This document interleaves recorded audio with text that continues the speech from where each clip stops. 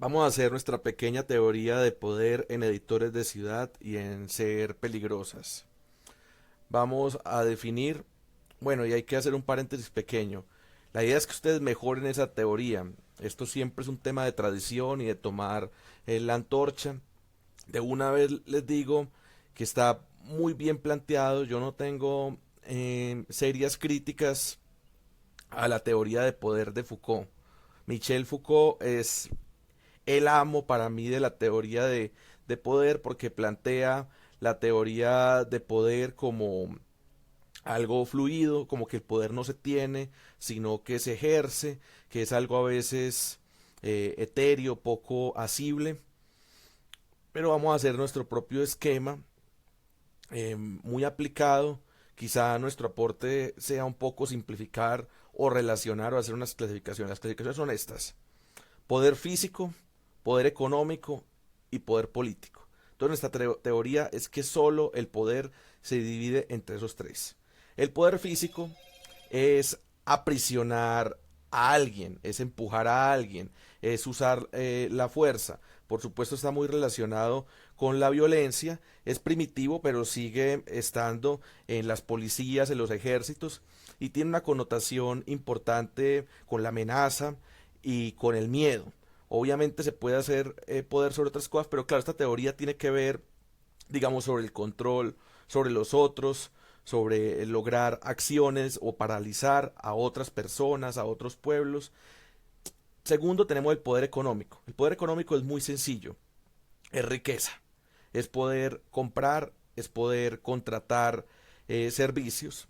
Y el poder político es pura influencia, es lograr que los otros hagan algo cuando no tienen un arma apuntándoles, cuando no hay un mecanismo, una presión física sobre ellos, ni siquiera que sea tan claro que les estén pagando o comprando un servicio, que haya un chantaje, todo se va mezclando, ¿no? El poder económico, el poder físico y el poder político se va mezclando, pero el poder político es muy interesante porque nos lleva a la legitimidad.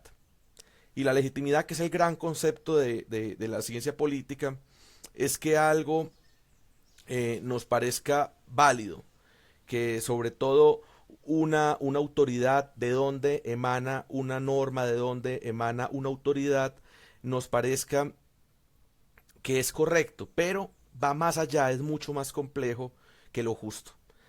Todos tenemos poder físico, hasta un gato pequeño, todos tenemos poder político y todos tenemos poder económico. Por supuesto, no todos somos agentes importantes del poder físico porque no tenemos muchos músculos, del poder económico porque no tenemos mucha billetera, o del poder político porque no tenemos mucha influencia y no movemos masas. Entonces los agentes y los actores principales, cuando tenemos que rastrear, pues serían otros. Pero vamos a entender que normalmente en nuestras vidas el primer agente, la primera autoridad, la primera actriz de poder político es una mamá, porque una mamá tiene legitimidad, te dice no salga de la casa y ella no necesariamente le pone seguro a la puerta, no necesariamente se te para porque es más fuerte. Ahí de pronto cuando tienes 2 años puede que sí, te agarra del pescuecito y hay un poder físico, pero no es en la mayoría de las veces por dinero, no es en la mayoría de las veces por poder físico.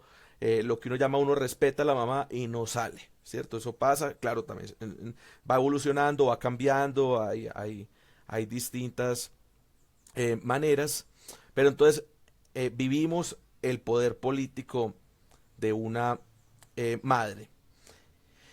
Y entonces, lentamente vamos diciendo, yo no estoy de acuerdo, pues puede pasar, ¿cierto? Estoy poniendo este ejemplo. Yo no estoy de acuerdo con la norma de mi mamá, pero igual la acato. Cuando una norma no estamos en desacuerdo, o inclusive nos parece injusta, pero la acatamos, es porque hay legitimidad, así no haya justicia o no estemos de acuerdo. Hay cosas, digamos, en la historia que hoy podemos ser muy críticos como ellas, como el rey está matando, yo no sé, una etnia, a los armenios en mi nación. Pero como el rey fue elegido por Dios, yo no estoy como de acuerdo en que hagan eso, me parece injusto ese decreto monárquico, pero el rey sigue siendo legítimo y como es legítimo no me No me voy contra eso. Digamos, la forma como se construyó la ley, de dónde viene el poder, de dónde viene esa autoridad. Hoy en día, el mismo proceso democrático podría ser que uno diga, estoy de acuerdo con esa norma, pero como se dio mediante un mecanismo correcto, la norma sigue siendo legítima y la acato. Cuando viene de un poder, de una autoridad que nos parece legítimo, de un proceso de autoridad, de poder, una democracia que ya no funciona, es ilegítimo y entonces empezamos a desobedecer e inclusive empiezan los temas de revocar esa autoridad, de revocar esos mandatos. Si lo vamos a lo micro, pues puede ser exigir que cambien de director, de supervisor en una organización, irse de la casa, romper un vínculo, ya no acatar a ese padre o a esa madre y por supuesto pues tratar de castigar electoralmente a un partido, de hacerle revocatoria de mandato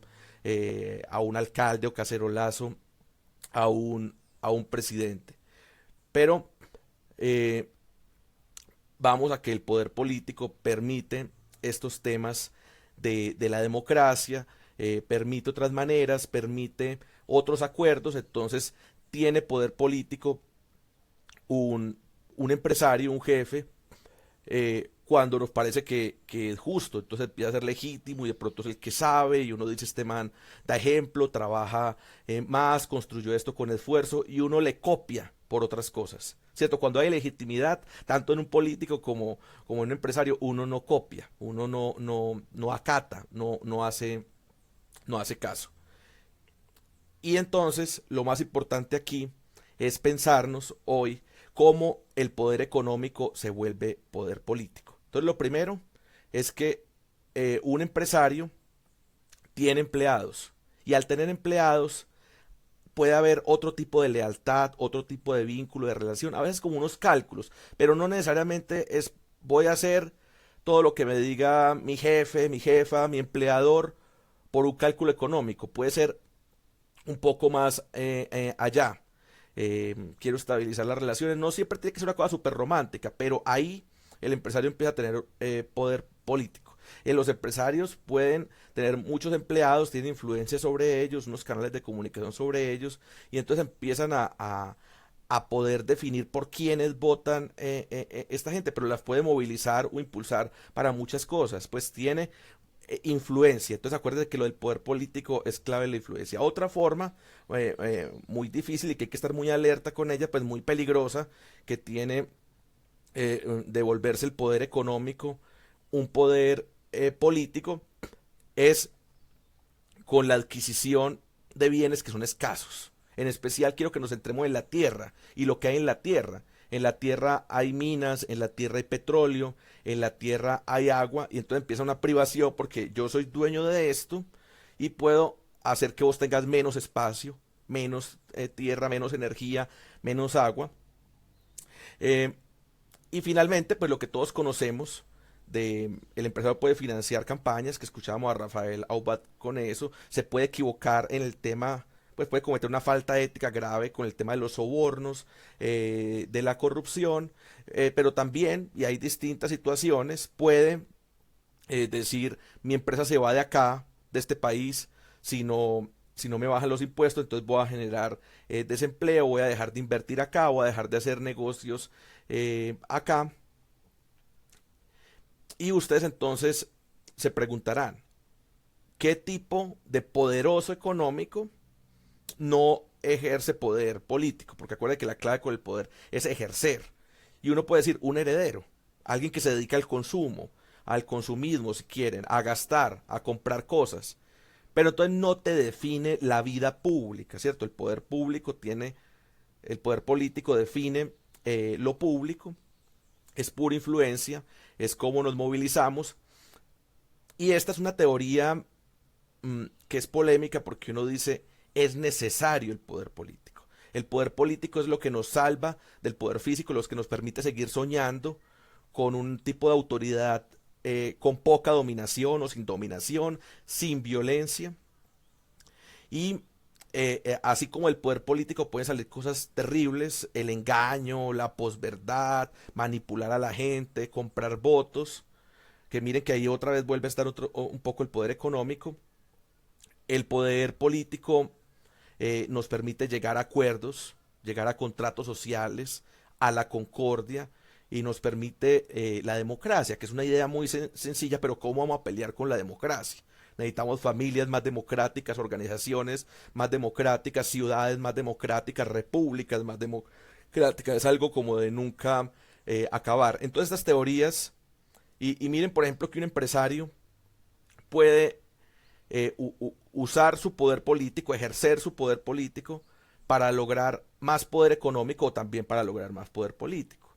Porque no podemos simplificar la cosa y demonizar a la gente o volverla ángel. No, todos nos estamos moviendo entre grises y en cada gremio, en cada espacio hay de todo. Pueden encontrar históricamente empresarios que, por ejemplo, ¿cierto? Eran grandes científicos, grandes genios y sí pensaban en una sociedad más bacana, ¿no? Más limpia, por ejemplo, hablando del aire o del agua. Entonces, el empresario puede tratar de ejercer poder político para tener una sociedad mejor. También puede hacerlo, ¿cierto? Y aquí no estamos como juzgando. Para tener más dinero, por ejemplo, para que haya menos impuestos, ¿no? O haya menos competencia, o se regulen las importaciones. Otra forma también es para imponer su modelo de sociedad, porque el empresario, como nos decía Rafael, es un ciudadano y tiene entonces un montón de background cultural atrás. Entonces puede ser un religioso, o puede ser una empresaria feminista, o puede ser un empresario machista.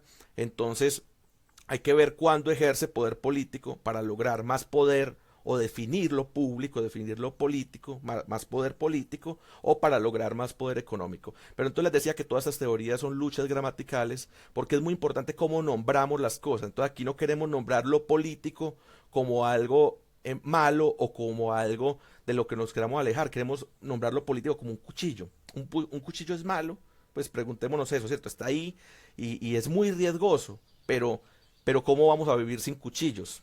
Parece boba la pregunta, pero estamos hablando de la industria, de las tecnologías. La democracia es un tipo de tecnología, así como el cuchillo es otro tipo de tecnología.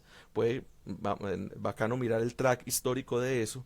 Entonces, ¿qué palabras nos dejamos arrebatar o qué palabras nos dejamos resignificar y cuáles queremos recuperar nosotros?